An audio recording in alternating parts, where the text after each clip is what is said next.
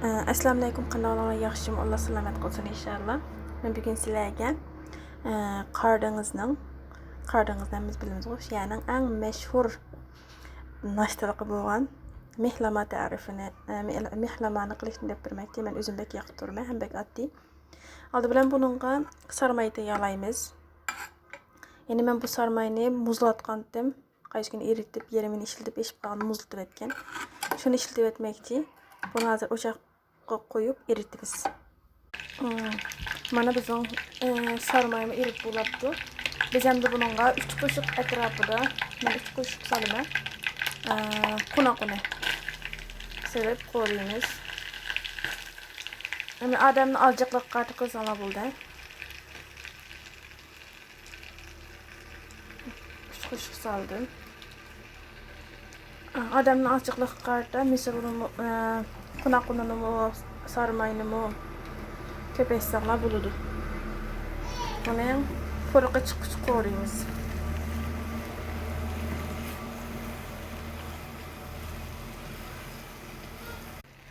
Mana bu halat oldu.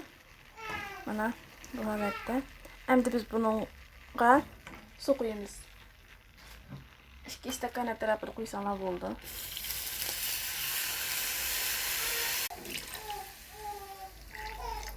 Bunu endi biz qaynashga qo'yib qo'yamiz.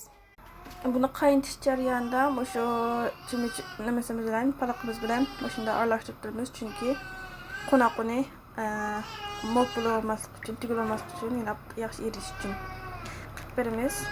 Qaynay deganda az miqdorda tuzni bakcha qo'yatmanglar. Tuz qo'yib qasib ekanmaydi. Mana bu ko'rganinglardek kaynadı. Biz otunu pəsletib durub. Bununla biz kaşar peynirimizi salırız. Mana bu halatda men kesilgini algandım. Ben bu kesilgini alganlığım üçün şunlar dana salıma. Sizler kırıp işletsənlər buludu. Kaşar peynirden bir 4 parça salıma.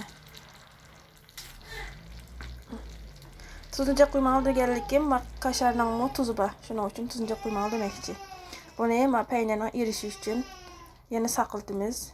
Unimiz kuyib ketibdi men endi. Mana buni yaxshi qaynayotdi. Har kuni har xil shaklda mashg'ulotlarni qilsanglar, ishtahasi yo'q bolalarning ishtahasi ishildi. Mening bolalarim shunda. Men bir kun uni, bir kun buni qilib berib, ba'zi uni yeyman, buni yeyman deydi. O'g'limning 3 yoshda ishtahasi yo'qdi. Her xil tamoqlarni qilib berib, shundan. Bilasizlar, nashchilikda har xil har yangi qilib baqsanglar, bir nemisi bir negiz keldi, bir nemisi bir negiz keldi. Ya'ni bolalarmi eg'iziga tetisi yeydi. Mayli bolalar bo'lsin, mayli cho'nglar bo'lsin. Biz Uyg'urlarda davomli choydan yeydigan, etgan choy qilib yeydigan ishlar bor. Buni qilib baqsaq tegishlik bo'ldi. Ya'ni har xil. Balki bu tetib qolamdi bolalarga. Degandek, mashina qilib baqsanglar bo'ldi. Endi buni o'tini o'chirib, qachimizga to'kaylik.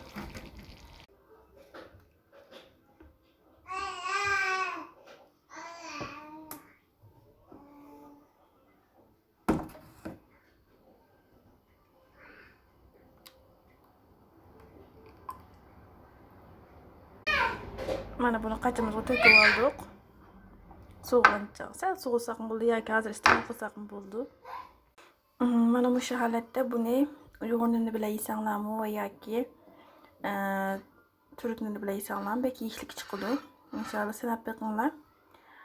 Quyuqroq qilsanglar, kaşar peynini jiqroq qilsanglar, ya'ni so'g'a vaqtda, bundan og'ir vaqtlarda so'zolib chiqadi, ya'ni pisaning kerak so'zolib chiqadi. Bek peyda chiqadi. Shuna qilib baqsanglar bo'ldi. Bu bek yeyishlik bo'ldi inshaalloh. Hazır qiziq bo'lgandan keyin bek so'z olmay qoldi.